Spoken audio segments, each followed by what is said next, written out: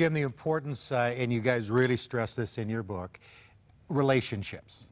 And some of the WARNER research indicates that Christians don't live any different than non-Christians. The kids are observing that.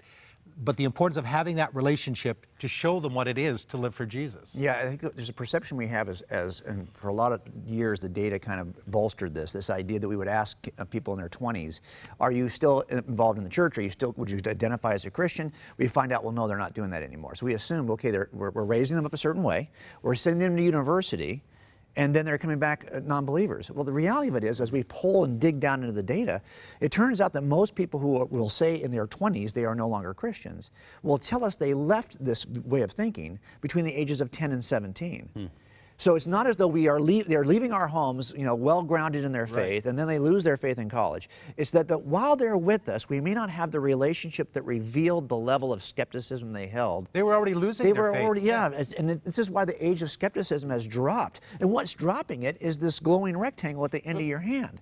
This data-rich environment in which we live has dropped the level of skepticism from about 18, when you used to first encounter a skeptic at college, to about 12, when you're first able to surf the internet and encounter skeptics online.